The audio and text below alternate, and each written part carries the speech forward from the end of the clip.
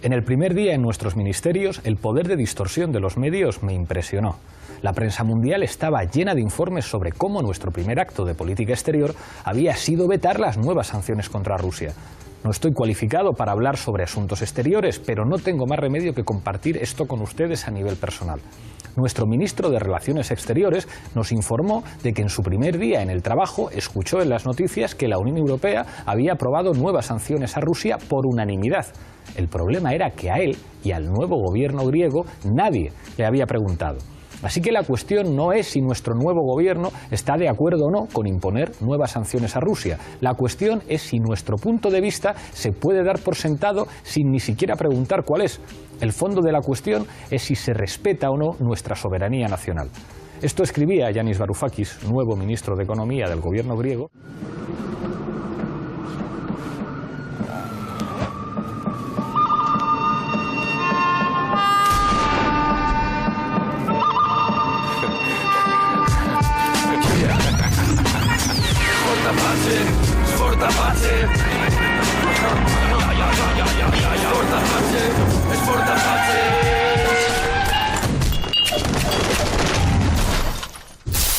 Esta noche en Fort Apache hablamos de sanciones y de su eficacia o ineficacia. Para eso contamos con 5 invitados.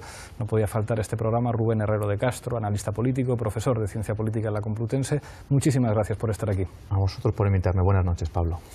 Se estrena en el programa Rubén Ruiz... no se estrena, repite en Fort Apache, has estado muchas veces aquí. Rubén Ruiz Ramas, profesor de Ciencia Política en la UNED, bienvenido a este programa. Gracias, buenas noches. Quien sí que se estrena es Vsevolod Grebenchikov, consejero de la Embajada rusa en España. Muchísimas gracias por estar en Fort Apache. Gracias, buenas noches. Se estrena también Pilar Requena, periodista, bienvenida al programa. Buenas noches. Gracias. Y cierra la mesa José María Viñals, abogado. Muchísimas gracias por estar aquí. Gracias, y Pablo, y a todo el equipo. Enseguida empezamos con el debate, pero antes, como siempre, en Fort Apache, en el punto de mira. Los ministros de Exteriores de la Unión han acordado en Bruselas una prórroga de las medidas contra Moscú por la escalada de violencia en Ucrania. Sin embargo, la resistencia de Atenas y de otras delegaciones que prefirieron un perfil más bajo hacen difícil pensar en una ronda adicional de sanciones. Rusia se expone así a una nueva oleada de sanciones financieras que golpean una economía ya maltrecha debido a una profunda recesión, consecuencia de las duras sanciones y del desplome de los precios del petróleo. Esta noche en Fort Apache hablamos de la política de sanciones de Europa y Estados Unidos.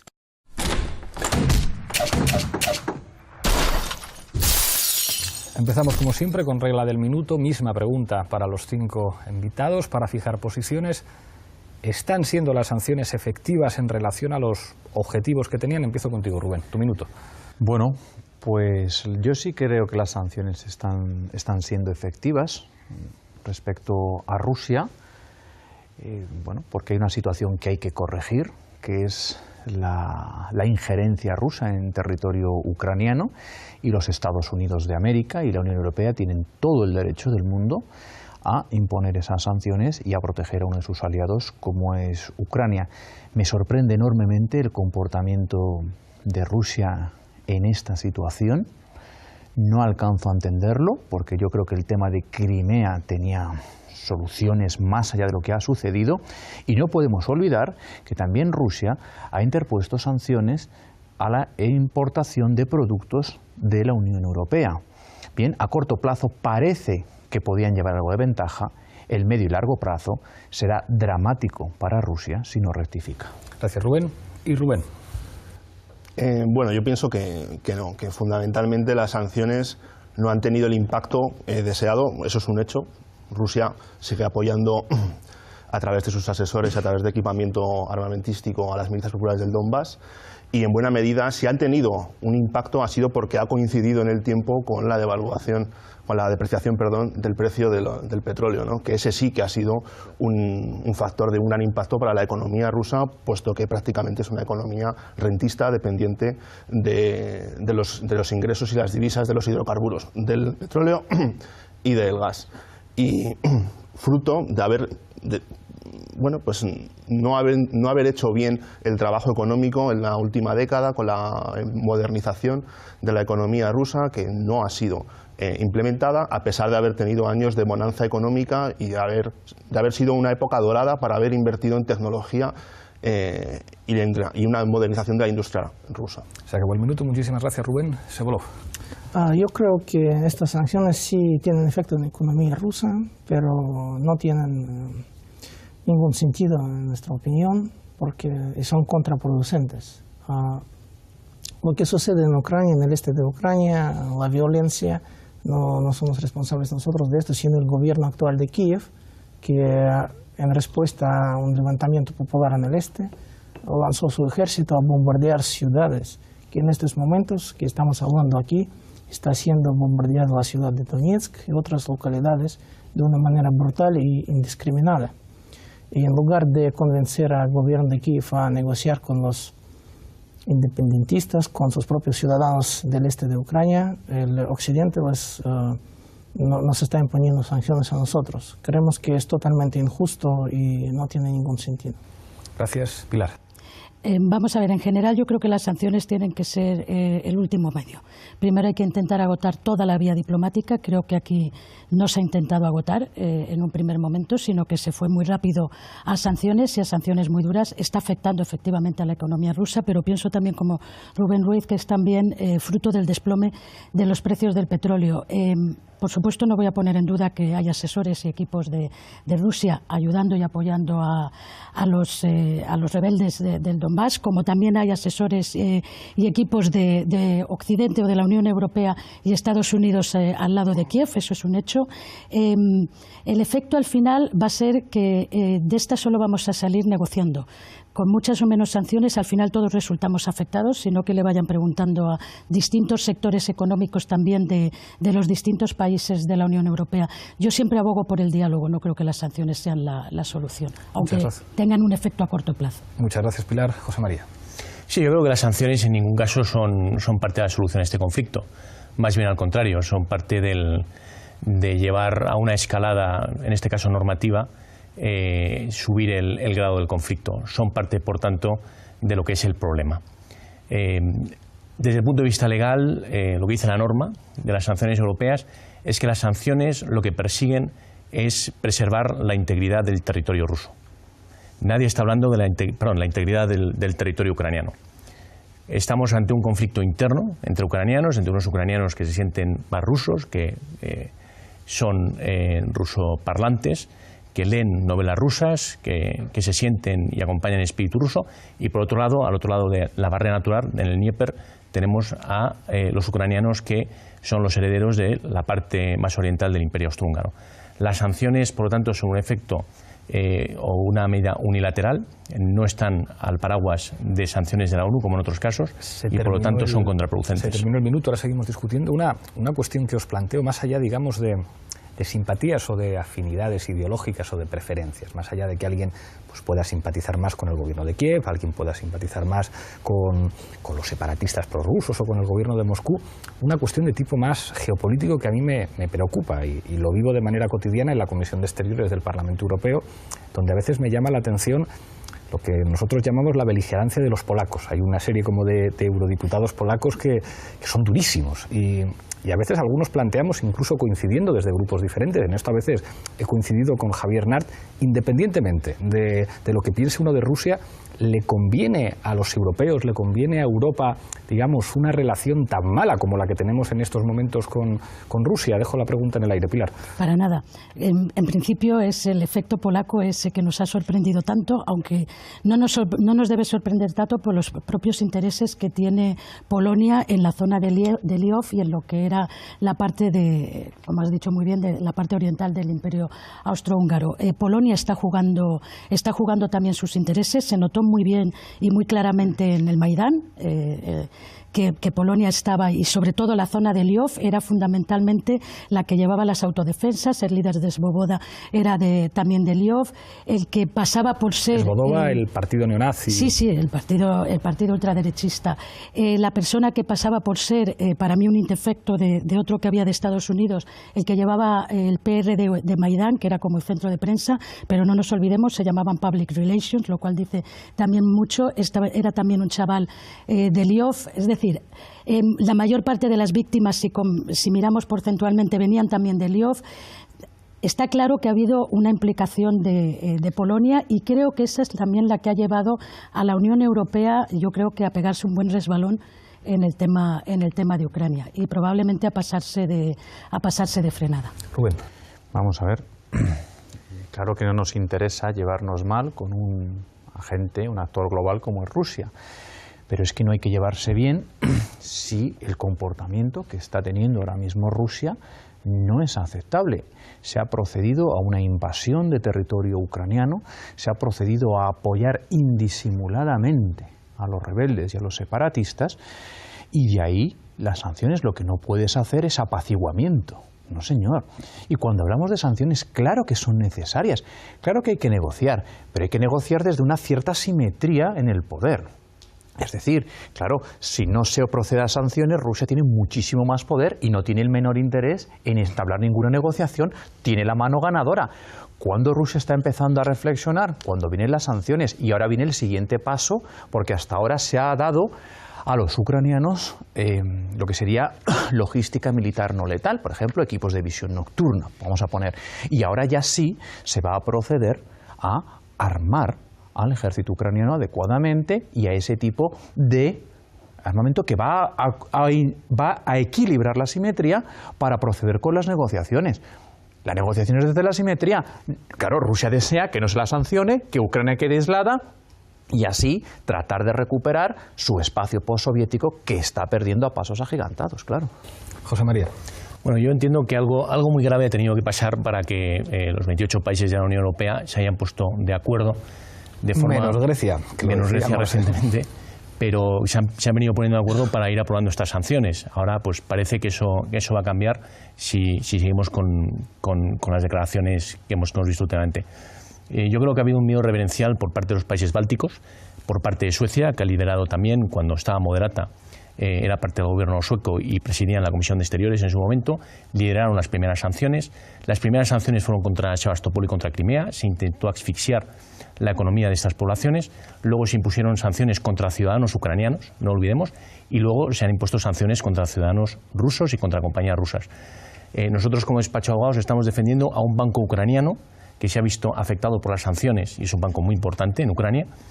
Se ha desestabilizado el sistema financiero ucraniano al incluir este banco indirectamente en las sanciones, y entonces tenemos que ir al Tribunal Europeo de Luxemburgo para intentar sacar a este banco para que no desestabilice el propio sistema ucraniano financiero que se intenta proteger.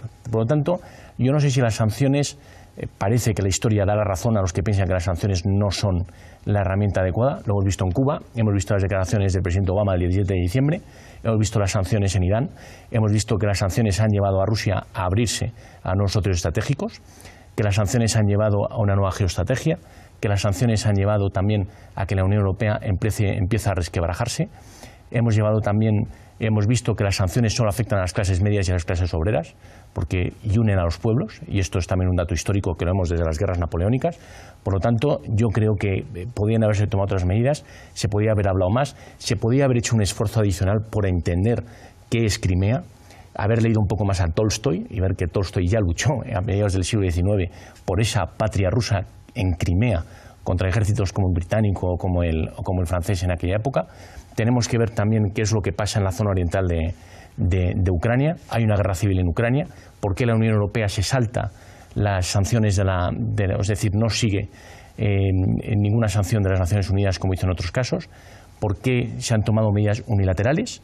¿Y por qué se han tomado medidas que tienen efectos extraterritoriales? Y desde el punto de vista legal, esto es una vulneración de muchísimos principios europeos. Es más, si luego vamos al por qué se han sancionado a determinados individuos, veremos que a algunos de ellos se les ha sancionado por hacer uso de su libertad de expresión. y a algunos políticos se les ha también puesto en sanciones por hacer uso de su libertad de expresión. Es decir, bueno, en el caso imagínense, de Ucrania ni legalizado el Partido Comunista. Por ejemplo, ni legalizado. Bueno, y luego, pues bueno, el Euromaidán, etcétera, allá podemos entrar en que la Unión Europea apoyó a movimientos no democráticos, etcétera.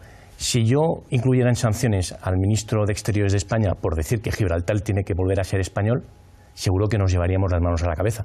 Es un comportamiento antidemocrático. Pues bien, los europeos hemos metido a representantes electos de la Duma y al jefe de la agencia de prensa oficial de Rusia en sanciones europeas, al igual que a muchos otros políticos, por el mero hecho de decir en público que piensan que Crimea debe ser parte de Rusia. Si aplicáramos ese principio y dijéramos que los periodistas catalanes o que los políticos irlandeses que reivindican Irlanda del Norte como parte de la Gran Irlanda contra los británicos, deberíamos meterlos en sanciones también. La Unión Europea se ha pegado un tiro en el pie, no ya desde el punto de vista económico que veremos luego, pero desde el punto de vista de los principios. Y eso me preocupa mucho más que lo que pueda pasar en la economía. Rubén.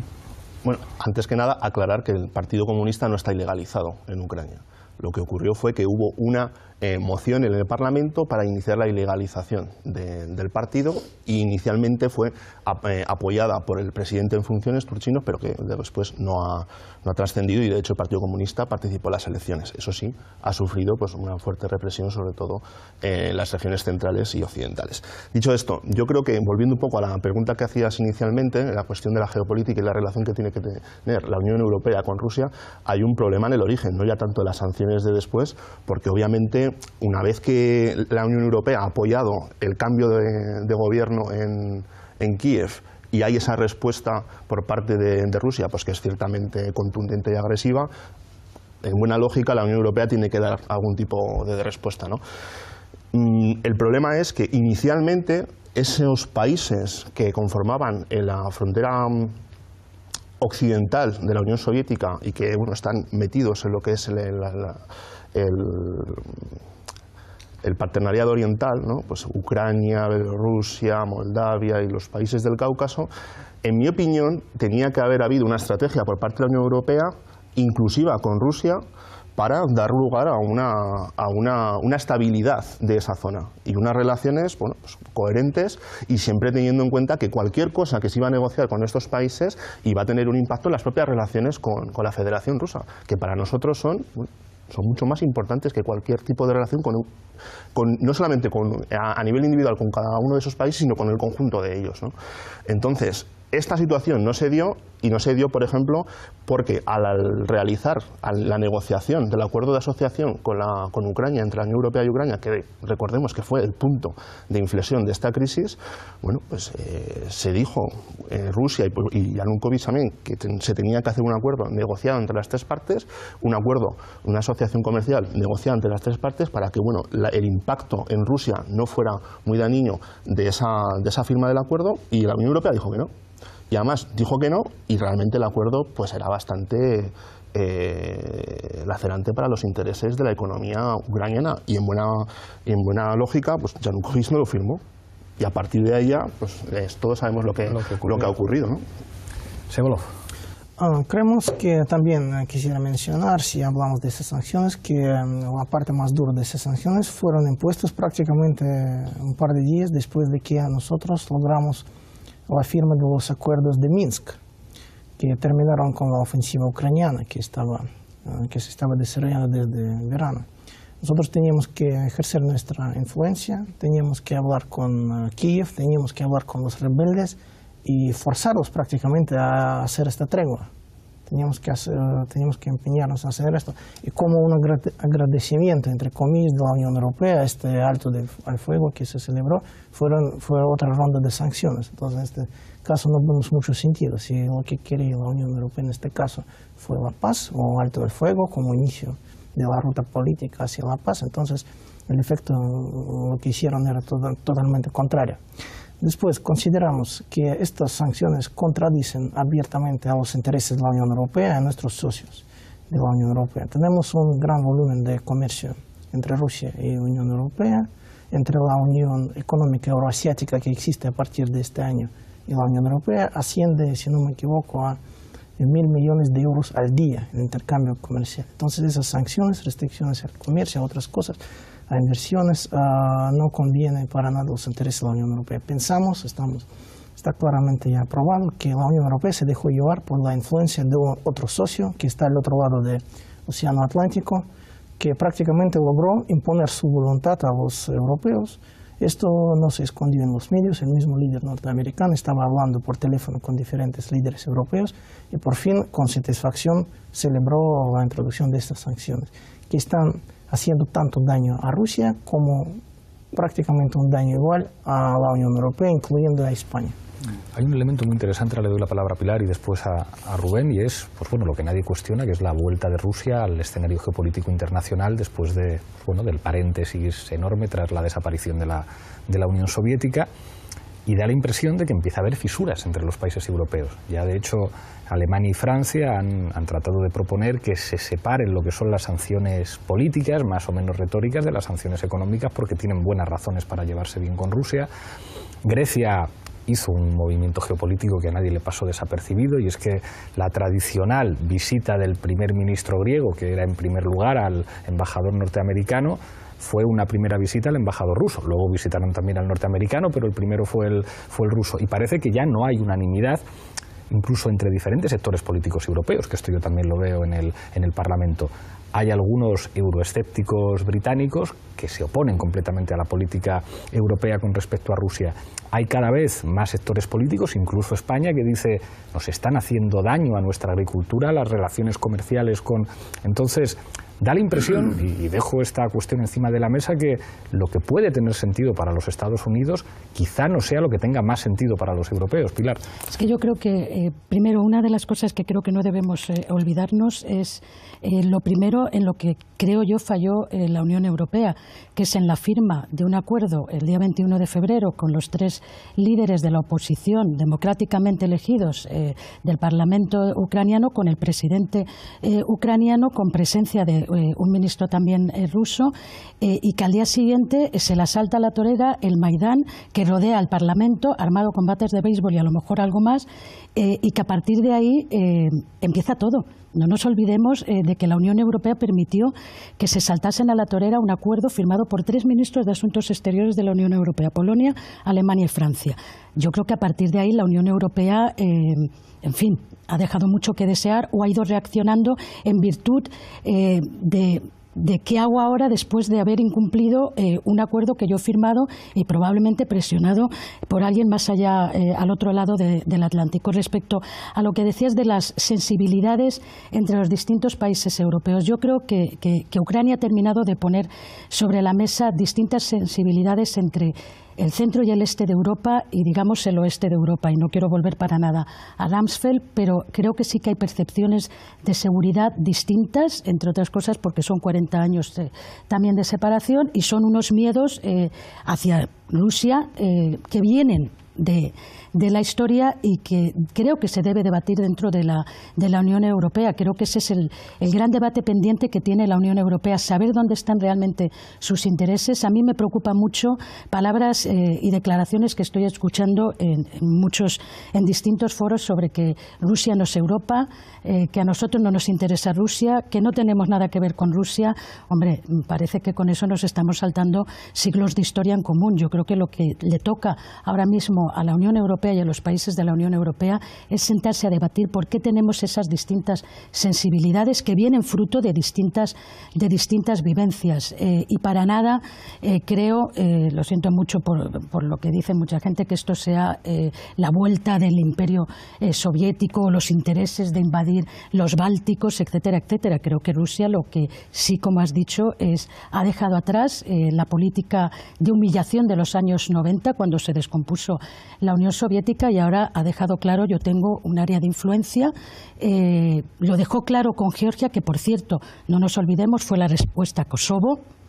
No olvidemos quién hace que en cada momento y cómo se producen curioso, en un debate las en televisión respuestas. con eurodiputados españoles, claro, les planteaba cómo muchos países europeos, no España, por la cuenta que nos trae, aceptaron la autodeterminación de Kosovo y decían, claro, es que eso es distinto. Y dices, ¿por qué? No, Porque es distinto, claro. No es distinto, y además Serbia sabemos que es un aliado, que es el aliado histórico en los Balcanes de Rusia. Rusia claro. respondió con Abjasia y Osetia ante una agresión que queda demostrada de Saakashvili, y ahí se le volvió a dejar claro que Georgia y Ucrania eran poco menos que intocables, sobre todo desde el punto de vista de la OTAN. De hecho, se retiró la invitación que se iba a hacer a los 2 meses a Ucrania y a Georgia. Y ahora, unos años después, volvemos otra vez al mismo punto, después de una revuelta, en principio yo creo que sí que fue cívica, los primeros movimientos del Maidán.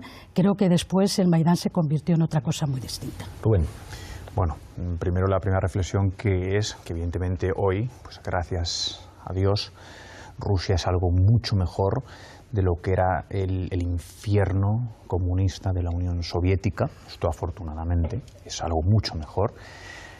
Esto es lo primero. Lo segundo es que ellos están tratando de recuperar una agenda global que es prácticamente imposible que puedan hacer.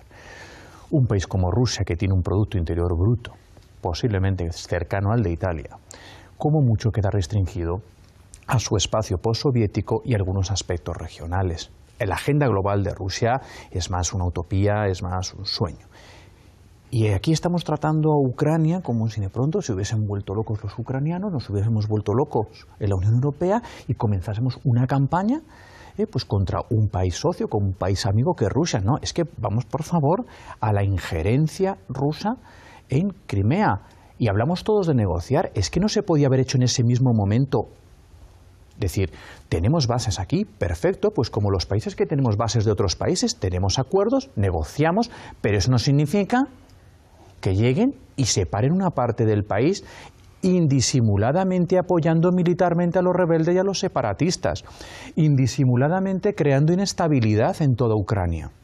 Ucrania tiene todo el derecho del mundo a defenderse contra la injerencia rusa, y sus aliados, la Unión Europea y los Estados Unidos, todo el derecho del mundo a equilibrar la simetría en las relaciones. Porque es que es muy bonito decir vamos a negociar, y vuelvo a repetir, claro, sí, Rusia tremendamente poderosa respecto a Ucrania, en la negociación gana, hay que equilibrar la balanza, y la única manera de equilibrar la balanza es con las sanciones y con el apoyo de Estados Unidos y la Unión Europea a Ucrania, y entonces en una relación de mayor simetría se puede negociar.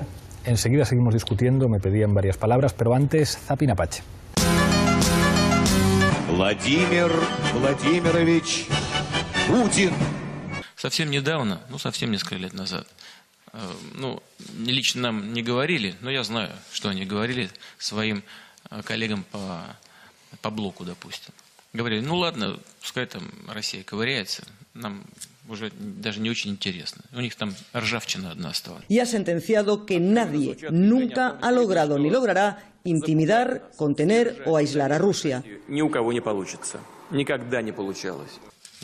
8, 9, 10, 11. 4 года. В войска поставлено 39 межконтинентальных баллистических ракет. В строй введены 2 новые подводные лодки. У нас 12 пусковых установок ракетных комплексов «Искандер». Hace mucho que estamos convencidos de que la aplicación de sanciones como herramienta de política exterior es poco efectiva y nunca conlleva los resultados esperados, incluso respecto a países pequeños, ni hablar de un país como Rusia.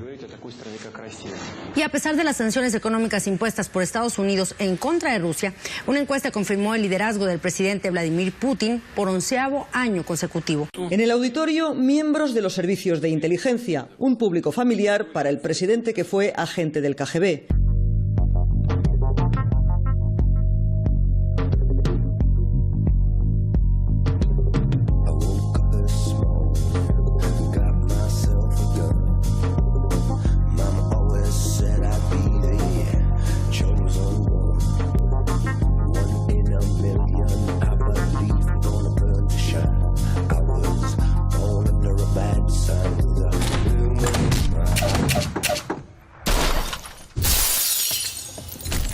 María y después Rubén. Sí, bueno, yo creo que ha habido una crisis de identidad en la Unión Europea, sinceramente. Es decir, la Unión Europea se formó después de las guerras mundiales para crear una atmósfera en la que los pueblos de Europa que habían tenido múltiples guerras y se habían desangrado, pues pudieran construir y pudieran tener una economía próspera y sostenible. Las sanciones frente a Rusia, una vez más, y voy a repetir, que no tienen su amparo en ninguna sanción de las Naciones Unidas, como sí las tienen otras sanciones.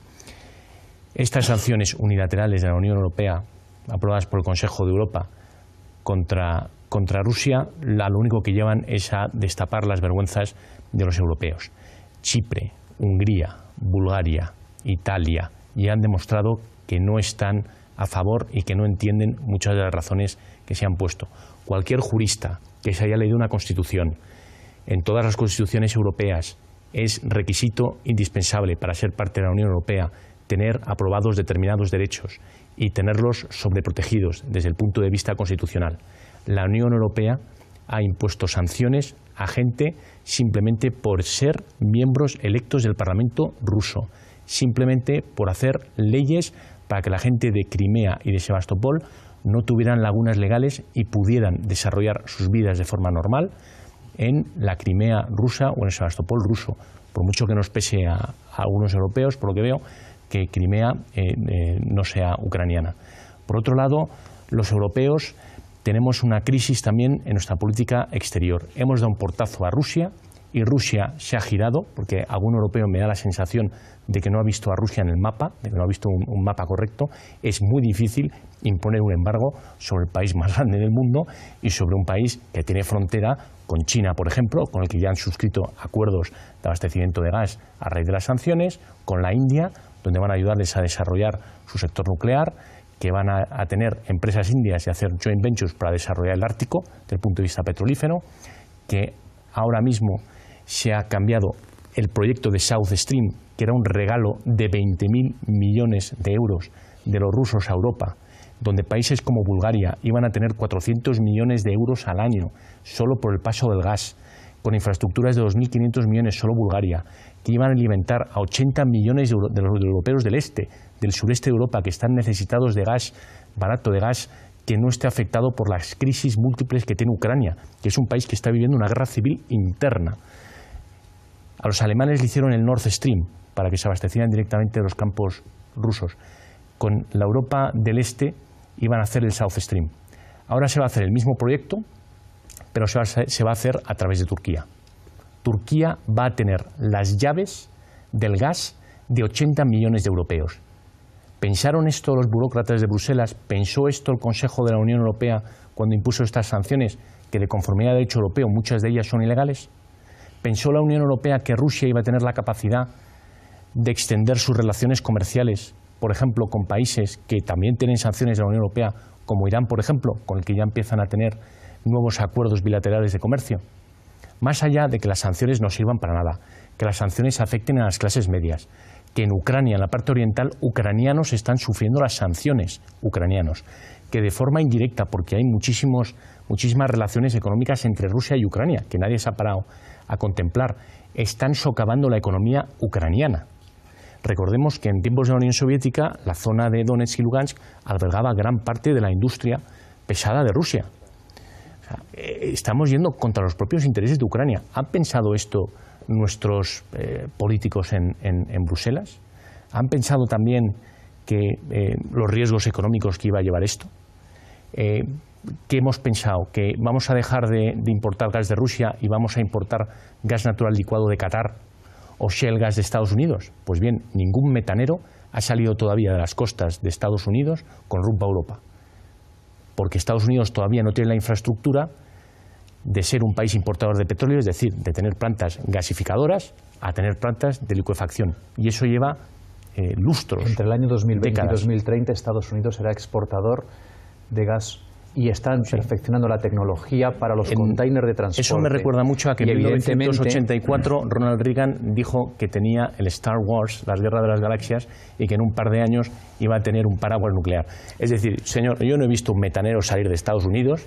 Bueno, yo sí que he visto Reagan en el 84, que el barril de petróleo ha bajado a $50. En el 88. Yo he visto que desde la época de Carter se han cumplido todos los objetivos de política exterior. Yo he visto que los europeos nos han arrinconado en la escena internacional por haber dado un portazo a Rusia.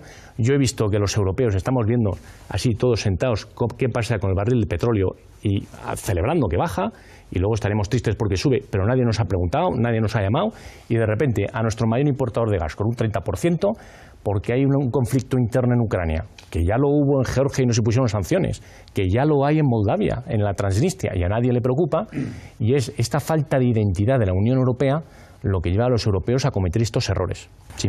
Ahora voy a darle la palabra antes a Rubén, después Rubén Herrero, que le han tocado a Ronald Reagan, y yo por sé que eso es casus belli. Intervenciones más breves, Rubén. Sí, a mí realmente me ha sorprendido un poco que el programa se centrara en las sanciones, porque sobre todo desde lo que ha pasado en la última semana, en lo que es el conflicto, al margen de las consecuencias que tenga y el impacto que tenga las sanciones, tanto a nivel de la ciudadanía rusa en Ucrania o incluso por la reciprocidad de las sanciones rusas en Europa, en fin, ya han quedado desfasadas. Han sido superadas por los acontecimientos y precisamente porque, sobre todo si hablamos de la Unión Europea, porque la Unión Europea está quedando pues bueno, desdibujada en toda su función y su tarea de intentar que llevemos a un puerto que por lo menos se impida un nuevo salto cualitativo en el conflicto. En la última semana hemos visto que hay una movilización por parte de los dos ejércitos, que Estados Unidos ya ha aprobado y está dispuesto a enviar armamento en principio solamente para ser utilizado en defensa, pero para impedir que haya una nueva ofensiva que se entiende que ya está planificada por parte de las milicias populares del Donbass, ofensiva que por supuesto depende de cuál sea el compromiso y el apoyo que les llegue desde Rusia. Entonces aquí la cuestión es ¿qué quiere Rusia por un lado y qué está dispuesto a aceptar Kiev por el otro? Entonces, bueno, Hollande y Merkel se van a reunir con Poroshenko y Putin, pero las cuestiones es, ¿Kiev está dispuesto a renunciar a esa parte que está ocupada ya por las milicias populares del Donbass? ¿Rusia está dispuesta a que solamente sea esa parte la que finalmente esté reproducida en el nuevo estado de facto, porque en principio nadie lo va a reconocer a nivel internacional? ¿O Rusia estaría interesada en llegar hasta Crimea y poder hacer un corredor terrestre, para lo cual tiene que atravesar no solamente Donetsk y Mariupol, que es una ciudad de 300.000 habitantes, sino otras dos regiones más como Zaporizhia y Gerson?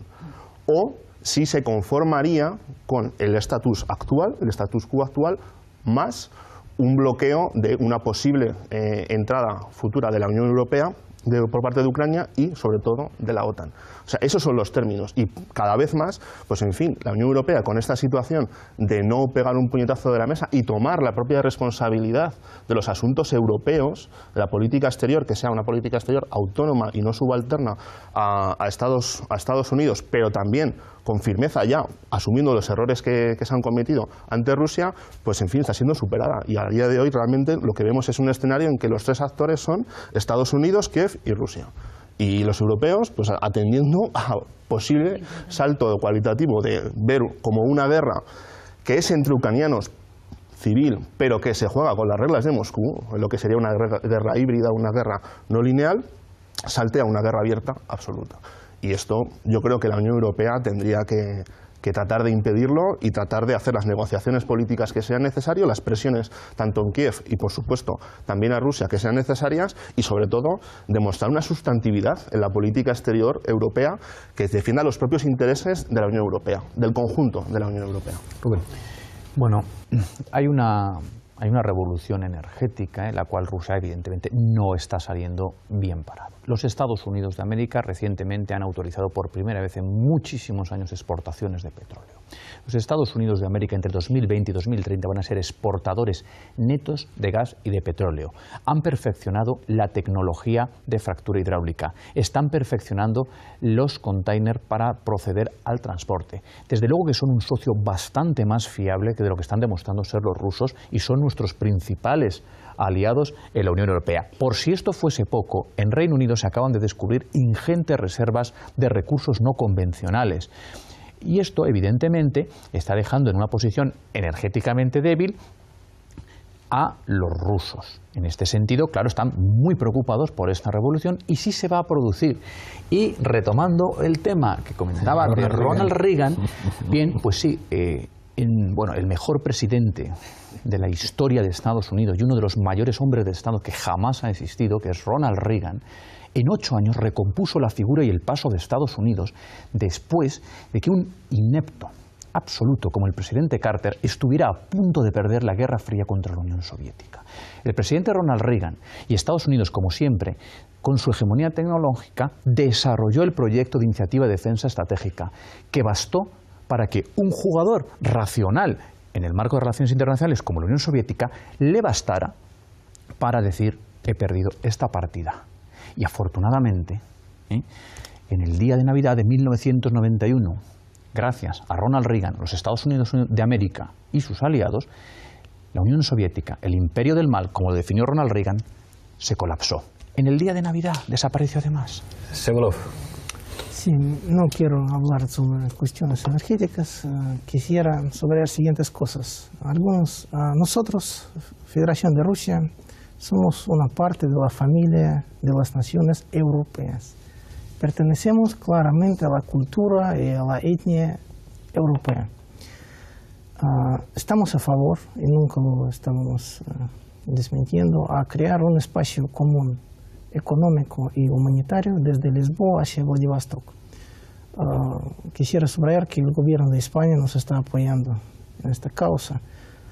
Hasta esta postura está incluida en la estrategia de política exterior de España, recién aprobada, para establecer relaciones institucionales entre la Unión Europea y la Unión Euroasiática que acaba de formarse. Sobre si estamos aislados o no, puedo hacer un comentario. Hay 44 países negociando zonas de libre comercio con la Unión Euroasiática, empezando por Israel, Nueva Zelanda, Chile, México, hay muchísimos países, incluyendo la Unión Europea, ya ha mostrado su interés en concluir con nosotros una zona de libre comercio. Entonces no tenemos ninguna intención de separarnos de Europa ni pretender que no somos parte de la familia europea, aunque sí nuestro territorio trasciende el continente europeo y se expandió hace siglos al territorio asiático, que es Siberia. También quisiera mencionar siguientes cosas. Estados Unidos está desarrollando sus tecnologías nuevas de petróleo y de gas. Hay ciertas dudas ecológicas y también ahora con la bajada drástica del petróleo perdieron rentabilidad. Pero quién sabe qué pasará en el futuro con precios de petróleo. Nosotros estamos haciendo diversificación de rutas de suministro de gas y petróleo. Estamos haciendo este nuevo Turkish Stream. Lo estamos haciendo solamente porque la Comisión Europea prácticamente ha parado este proyecto de South Stream que llegaría directamente a Bulgaria. Entonces habrá otro país mediador entre nosotros, la Unión Europea, que será Turquía. También firmamos ya contratos de suministro de gas natural a China desde nuevos yacimientos que están en Siberia Oriental. Y también ya existe memorando de intenciones con suministrar el gas natural de yacimientos de Siberia Occidental hacia China a través del nuevo gasoducto Altai. Pero todos estos suministros empezarán a partir del 2020. Estamos cumpliendo nuestros contratos de transportación de gas a través de Ucrania, que vence en enero de 2019. Una vez vencido este contrato, ya dejaremos de suministrar gas a través de Ucrania y empezaremos a hacerlo a través de Turquía. Ya empezamos negociaciones con países europeos interesados en comprarlo. No existe ninguna intención en Rusia de confrontación con la Unión Europea, ni con Estados Unidos, ni con nadie. Nosotros solamente estamos protegiendo nuestros intereses legítimos, quisiéramos tener buena vecindad con todos los países. Todos tenemos parientes en Ucrania, mi madre también proviene de Ucrania, yo tengo parientes en Ucrania. Algunos parientes míos acabaron de llegar de Ucrania y se están escondiendo en nuestra casa cerca de Moscú de la movilización forzada que se hace ahora en Ucrania. Entonces conocemos este problema, digamos, directamente, lo que está pasando. Y digo, estamos abiertos para el diálogo, subrayamos que sanciones son contraproducentes y no ayudan para nada. Creo que según los estudios, el segundo o tercero país más afectado por sanciones financieras contra Rusia es precisamente Ucrania. Entonces, ninguna sanción contra Rusia va a hacer la vida en Ucrania mejor. Este es el punto y el objetivo. Pilar, y vamos a arreglar el minuto. Y no creo que la vida sea ahora mismo mejor en Ucrania de lo que era hace un año, sin ir más lejos. Creo que nos olvidamos cuando hablamos de Ucrania que hay dos almas en Ucrania y que se veía claramente durante todas las elecciones en los últimos años. O sea, hay un incluida Crimea, que ahora se vería afectado en las votaciones, esa parte de lo que antes podía ser el Partido de las Regiones, claramente prorrusa o rusa o rusófona o como queramos llamarla. Y hay otra parte más proeuropea que son los calificativos que les hemos dado, que tampoco creo que sean los más adecuados. Pero sí que hay claramente dos partes en Ucrania. No podemos hablar de Ucrania ahora sin más. Es que cuando pasó lo que pasó en Kiev, va a hacer pronto un año, quedó claro que había una parte que se ignoraba completamente, que se la había dejado completamente de lado, y esa parte, yo recuerdo haber hablado con los pro-Yanukovych en el campamento de Kiev, ninguno hablaba de independencia. Es más, yo les forzaba a hablar de independencia y me decían, no, nosotros nos sentimos ucranianos. Lo que pasa es que estamos viendo que nos vamos a quedar sin ninguna influencia en Kiev, que nosotros somos los que tenemos las minas, los que tenemos la industria, que evidentemente a quien abastecía a la parte rusa y a la parte de países de la esfera de la antigua Unión Soviética. Ellos mismos se sentían ya que les iba a pasar lo que al final les ha pasado. Eso número uno. Respecto a la agenda global de Rusia, hombre, parece que nos olvidamos que Rusia es miembro del Consejo de Seguridad, parece que nos olvidamos que Rusia la hemos necesitado y la necesitamos en el tema de Irán, parece que nos hemos olvidado el papel que se le pidió o la abstención que se le pidió cuando el tema de Libia. Parece que nos hemos olvidado de Afganistán durante toda la intervención de todos estos años. Parece que nos olvidamos que también necesitamos a Rusia en último término para el conflicto de Siria. Parece que nos olvidamos de que Rusia sí que es un actor global. Muchas gracias, Pilar. Llegamos al final, volvemos a la regla del minuto, un minuto de conclusiones para cada uno. Empiezo contigo, Rubén. Bueno, pues me sorprende mucho cómo hemos llegado hasta aquí. Yo no entiendo, y desde luego el entramado detrás de esa decisión debe ser muy complejo, tremendamente complejo, porque un hombre de Estado inteligente como es el presidente Putin, me sorprende muchísimo que todo esto se haya organizado por Crimea, cuando yo creo que Crimea era un tema que se podía haber solventado. Es decir, tenemos un punto estratégico militar, es una base rusa en territorio ucraniano, vamos a negociar unas condiciones de cesión, unas condiciones de explotación, y creo que esto se podría haber solucionado muchísimo antes. Y me sorprende, porque considero al presidente Putin un hombre muy inteligente y capacitado para el cargo que ejerce. Dicho esto, a este punto llegados, la simetría de las relaciones es necesaria. Y esa simetría Ucrania por sí sola no puede conseguirla. Necesita a la Unión Europea y a los Estados Unidos de América. Gracias, Rubén. Y yo voy a utilizar mi minuto para intentar resumir lo que ha pasado en el último año. Esto partió de un conflicto diplomático, de una firma de un acuerdo de asociación comercial que se iba a firmar con la Unión Europea, por parte de Ucrania con la Unión Europea, y que obviamente Rusia en los términos que no estaba de acuerdo. Hace unas presiones, hace unas ofertas económicas y el presidente de Ucrania decide no firmar ese acuerdo, es más, decide postergar la firma del acuerdo. A partir de ahí no se acepta por parte de la oposición parlamentaria, con apoyo de la Unión Europea y de Estados Unidos, se inician unas reivindicaciones que inicialmente, unas movilizaciones que son reivindicativas, es decir, que se reclama del Estado que cambie una decisión, pasa a ser revolucionaria, que se reclama que directamente se vaya del poder. Hay un nuevo salto cualitativo y un nuevo tipo de conflicto, un conflicto de política interna con presiones extranjeras, a un conflicto armado. Y ahí el salto cualitativo lo da Rusia. Y en eso la Unión Europea se ha quedado enrocada y hasta aquí estamos. Y ahora estamos prácticamente fuera del conflicto. Gracias, Rubén. Sevolov, minuto de conclusiones. Ahora también quisiera aprovechar este momento para subrayar que el conflicto que vive ahora el este de Ucrania es un conflicto interno entre ucranianos. Es una parte del país que está en contra de otra parte. Existe alto riesgo de que este conflicto, en caso de una escalada militar, fácilmente puede expandirse hasta otras regiones de Ucrania.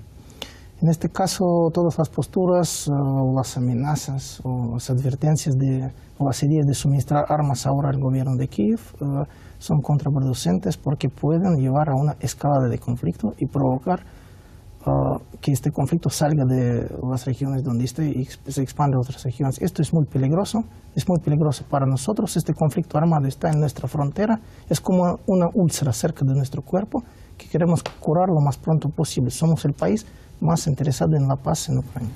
Muchísimas gracias, Pilar. Creo que lo que empezó al principio como una simple manifestación de unos estudiantes proeuropeos en la Plaza Maidán, de los cuales muchos están muy descontentos y muy frustrados con lo que ahora están viendo, porque ellos son los primeros que ahora ven que sus perspectivas de futuro están muy en duda. Ha terminado siendo una escalada por parte de unos y de otros con fallos garrafales por todos los lados, pero el papelón de la Unión Europea ha sido un papelón que lleva a que, como esto siga así, no consigamos pararlo con unas negociaciones, termine siendo una guerra abierta, y los que más la vamos a sufrir, aparte de los ucranianos, los rusos, vamos a ser también los propios europeos. Creo que no hemos hecho bien nuestro trabajo, empezando por los medios de comunicación, que jugaron mucho a una parte muy romántica del Maidán y luego no se dieron cuenta de lo que podía llevar eso. Gracias, Pilar. José María. Sí, vamos a ver, yo creo que las sanciones son parte del problema, no son parte de la solución. Las sanciones son perjudiciales para la propia Unión Europea porque nos hace cuestionar muchas cosas sobre quién somos y a dónde vamos. Las sanciones han llevado a cerrarnos la puerta con la economía más dinámica de la Unión de Europa, que es Rusia, que ha llevado a un juego geopolítico que hemos empezado pero que no sabemos cómo va a acabar. Que las sanciones, aparte de ser ilegales o que pueden ser ilegales y que no están al amparo de la ONU, aparte afectan a las clases más desfavorecidas siempre, y se ha visto en los demás países, que la propia administración americana ha dicho en fecha de 17 de diciembre que las sanciones no consiguen el objetivo por el que se imponen, y yo aconsejo leer más a Gandhi y menos a Reagan. Muchísimas gracias a los cinco. Hemos vuelto a tener un gran debate, un debate de nivel en Fort Apache. Yo aconsejaría leer también a Sir Harold Mackinder, que decía que la región pivote es siempre fundamental para entender la suerte de Europa. Nos volveremos a ver dentro de una semana aquí, en Fort Apache.